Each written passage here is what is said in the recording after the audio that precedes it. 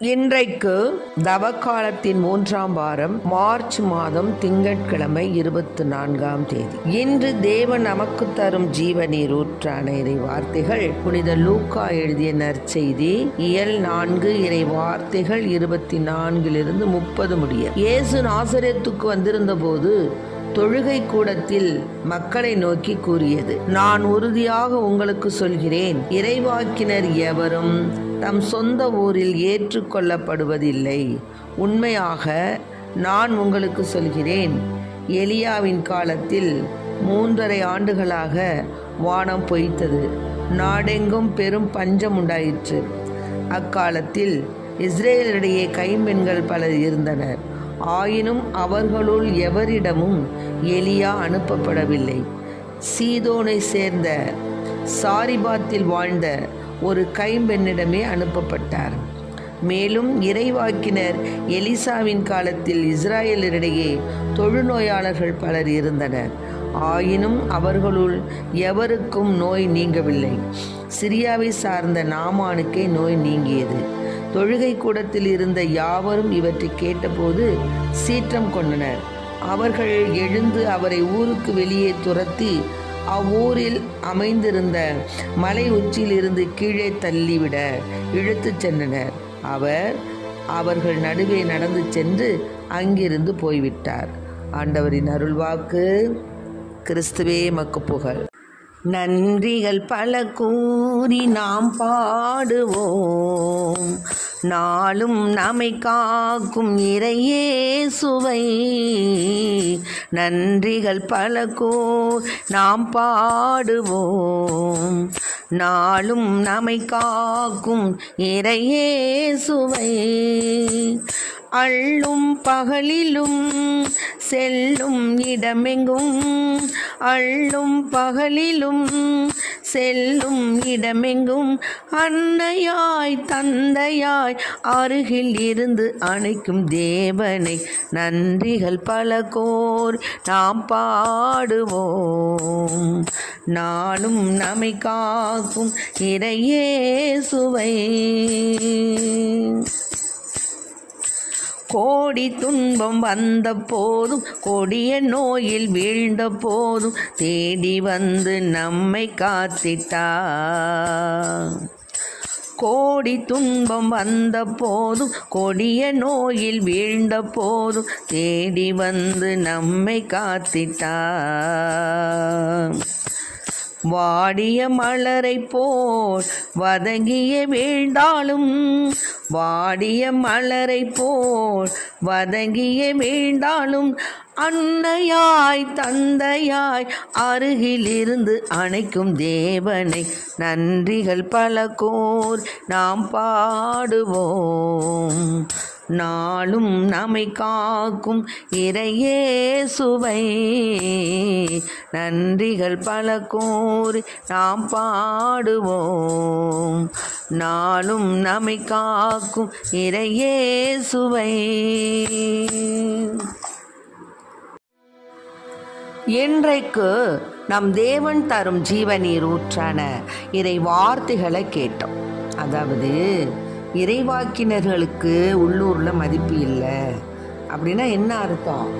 அவர்கள் செய்கின்ற, இறைவனுடைய மூலமாக செய்கின்ற பல வியத்தகு செயல்கள்லாம் மக்களுக்கு ஒரு பொருட்டாக தெரியறது கிடையாது. ஆனால் இதே இப்போ இந்த நாமான் அப்படிங்கிற ஒரு சிரியா நாட்டு படைத்தலைவன், அவனுக்கு தொழுநோய் வந்திருந்தது. அப்படி வரச்ச என்ன செஞ்சாங்கன்னா, அப்போது அவள் ஒரு முறை கொள்ளையடிக்க போனப்போ ஒரு இஸ்ரேலை சார்ந்த ஒரு சிறுமியை கடத்திட்டு வந்தாங்க. அவள் நாமானுடைய மனைவிக்கு பணிவிடை புரிந்து வந்தாள். அப்போ தான் அவள் என்ன பண்ணா, தலைவியை நோக்கி சொன்னா, சமாரியாவில் இருக்கிறாரு இறைவாக்கினர் முன்னிலையில் போய் நம்ம படைத்தலைவர் போனார்னா அவருக்கு சுகம் கிடைக்கும், தொழுநோயை குணமாக்குவார்னு சொன்னான். எனவே இந்த நாமான் என்ன பண்ணால், அந்த தலைவனிடம் சென்று, இஸ்ராயல் நாட்டை சார்ந்த சிறுமி இவ்வாறு கூறுகிறாள், அதனால் நீங்கள் அது மாதிரி செய்யுங்கன்னு சொன்னான். உடனே இஸ்ராயல் அரசன் என்ன செய்கிறான், நாமானுக்கு ஒரு மடல் தந்து அனுப்பி விடுறான். இப்போ நாமான் போய் என்ன செய்கிறான், அந்த இஸ்ரேல் அரசனிடம் அந்த அவன் கொடுத்த மடலை கொடுக்குறான். யார் கொடுத்த மடலை? இந்த படைத்தலைவன் ராஜா, அவனுடைய ராஜா கொடுத்த மடலை கொடுக்குறான். அதில் பணியாளர் நாமான ஒன்று அனுப்புகிறேன், அவன் தொழுநோயாளியை தொழுநோயை நீங்கள் குணமாக்க வேணும்னு சொல்லி இஸ்ராயல் மனசன் அந்த ஆடையம் அந்த மடலை படித்தோன்னே, நானா கடவுள், நானா உயிரை கொடுக்க முடியும், உயிரை எடுக்க முடியும், என்னால் முடியுமா, என்ன அவன் இது மாதிரி அனுப்பிச்சிருக்கிறானே, இந்த சிரியா மன்னன் ஒருவனை அனுப்பி இப்படி தொழுநோயை குணப்படுத்த சொல்கிறானே, என்னோடு போரிட தான் அவன் வாய்ப்பு தர்றான் போல இருக்கு அப்படின்னு அவன் சொன்னான். அப்போது கடவுளின் அடியவரான எலிசா இஸ்ராயல் அரசன் இவ்வாறு தன் ஆடைகளை கிழித்து கொண்ட செய்தியை கேள்வியுற்று அவனிடத்தில் ஒரு ஆள் அனுப்பி, நீ ஏப்பா உன் ஆடையை கிழிச்சிக்கிற, அந்த ஆளை என்னட்ட வரட்டும், நான் பார்த்துக்கிறேன்னு சொல்கிறார். அவ்வாறே என்ன செய்கிறாரு, அந்த நாமான் அந்த எலிசா கிட்ட போகிறார். அப்போ எலிசா என்ன சொல்கிறாருன்னா, நீ போய் யோர்தானில் 7 முறை முழுகினால் உனக்கு நடம் கிடைக்கும்ல. உடனே அவன் என்ன செய்கிறான், என்னடா அது எங்கள் ஊரில் இல்லாத நதியா, நான் அபானா பர்பார் என்ற தமஸ்கு நதிகள் இஸ்ரேல் உள்ள ஆறுகள் அனைத்தையும் விட மேலானவை அல்லவா, அவற்றில் மூழ்கி நான் நலமடைய முடியாதா அப்படின்னு ஆத்திரமாக சொல்லிட்டு திரும்ப போனான். அப்போ தான் அந்த வேலைக்காரர்கள் அவர்கிட்ட போய், ஏப்பா என்ன சொன்னார், இப்போது உன்னை போய் அந்த நதியில் மூழ்கி எழும் நலமடையும் தானே சொன்னார், நீங்கள் அதை செய்கிறதுக்கு என்ன, போங்க போய் அது மாதிரி செய்யுங்கன்னா, அதே மாதிரி அவன் போய் அந்த யோர்தான் நதியில் மூழ்கின உடனே என்ன ஆயிடுச்சு, அவனுக்கு உடம்பெல்லாம் சிறு பிள்ளை உடம்பு போல் தகன்னு ஒரு மாசு மருவு இல்லாமல் தொழுநோயெல்லாம் போயிடுச்சு. அதனால உடனே அவன் என்ன பண்ணான், பரிவாரம் அனைத்தும் கடவுளின் அடியவரிடம் திரும்பி வந்து, இஸ்ராயலை தவிர வேறு எந்த நாட்டிலும் கடவுள் இல்லை என இப்போது உறுதியாக அறிந்து கொண்டேன், இதோ உம் அடியான் எனது அன்பளிப்பை ஏற்றுக்கொள்ளணும் வந்தான். இப்போ இதுலேருந்து என்ன தெரியுது, அவன் என்ன சொன்னான், அவர் இறைவாக்கினர் எலிசா என்ன சொன்னார், போய் நீ என்ன பண்ணு, அந்த சிரியாவில் அந்த யோர்தான் நதியில் போய் நீ வந்து குளிச்சுட்டு வா, 7 முறை முழுகி எழு, அப்போ உனக்கு உடல் நலம் கிடைக்கும் யோர்தான்னு சொன்னார். அவன் என்ன சொன்னான், என்ன ஐயா என் ஊரில் இல்லாத என் நதிகளுக்கு இல்லாததா, அப்பானா பர்பார் போன்ற தமஸ்கு நதிகள் இருக்கும்போது இதென்ன நீ பெரியது அப்படி சொல்லி அவன் திரும்ப போனான். ஆனால் வேலையாட்கள் சொன்னதை நிமித்தம் அவன் மீண்டுமாக சொன்னதை செய்தான், அவனுக்கு நலம் கிடைச்சிது. இப்படி தான் நம்மளும் சில பேர் என்ன செய்கிறோம், நம்ம தான் பெருசு, நம்ம ஊர் தான் பெருசு, நம்ம ஊரில் இருக்கிறது தான் அது அப்படி இப்படின்னு சொல்லிட்டு நினைக்கிறோம். ஆனால் இறைவாக்கினர் சொல்கிற சொல்லுக்கு நம்ம என்ன செய்கிறோம், உள்ளூரில் இருக்கிற இறைவாக்கினர் சொல்லுகின்ற சொல்லுக்கு நம்ம மதிப்பு கொடுக்கறதில்ல. இப்படியாக இருந்த அந்த நாமானுக்கு எப்படி வந்து குணம் கிடச்சிச்சு பார்த்தீங்களா. அவன் தன்னை அது இதுன்னு சொல்லிட்டு சொன்னாலும் இறை திட்டம்.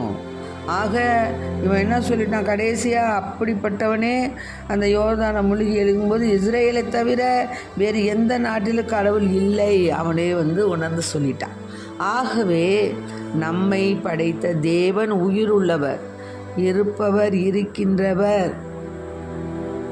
இருக்கின்றவராகவே இருப்பவர் நம் தேவன். ஆகவே நம் தேவனின் வார்த்தைக்கு நாம் கீழ்ப்படுகின்றோமா, கொஞ்சம் சிந்திக்கணும்.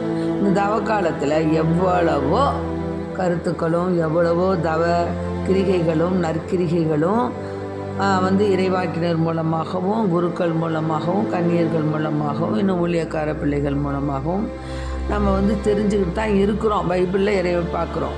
ஆனால் நம்மளுடைய மனம் சொல் சிந்தனை எல்லாம் என்ன பண்ணுது, திரும்ப திரும்ப நம்ம செய்கின்ற பாவத்தை தான் செய்ய சொல்லுது. அதுலேருந்து மீண்டும் எழுந்து வர முடியலை. எப்படி சிலுவை சுமந்து கொண்டு தேவன் 3 முறை குப்புற விழுந்த போதிலும் அவர் மீண்டும் எழுந்து இறை திட்டத்திற்கு தம்மை ஒப்புவித்தார். அதுபோல் நாமும் நம்முடைய வாழ்க்கையில் எத்தனையோ அடிசறுக்கல்கள் வரலாம், எத்தனையோ பிரச்சனைகள் வரலாம், எத்தனையோ துன்பங்கள் வரலாம், எத்தனையோ அவமானங்கள் வரலாம், எத்தனையோ எதிர்மறை கருத்துக்கள் நம் மீது விழலாம். நம்ம பங்குலையும் சரி, நம்ம வீட்டிலையும் சரி, நம்ம பணிபுரியக்கூடிய இடத்துலையும் சரி. ஆனால் அதற்கெல்லாம் நாம் இறைவனை துணையாக கொண்டு அவற்றை வெல்ல நாம் முயல வேண்டும். இறை பற்றோடு இருக்கும் பொழுது தேவன் நம்முடன் இருக்கிறார். பாருங்க, அப்படி நினச்சதுனால தான் யோர்தானில் மூழ்கி எழுந்த உடனேயே அவனுக்கு குணம் கிடைச்சது. அதுக்கப்புறம் இஸ்ரேல் நாட்டை தவிர வேறு எங்கேயுமே வாழும் கடவுள் இல்லை அப்படின்னு அவனே சாட்சிய மகனாக நிற்கிறான். அதுபோல தான் நாமும் நம்முடைய வாழ்க்கையில் நாம் நடக்கும் விதத்தில் இறைவனுக்கு ஒரு சாட்சிய மக்களாக வாழ இந்த தவக்காலத்தில் முயலுவோம். ஆமென். Praise the Lord. அறியே வாழ்க.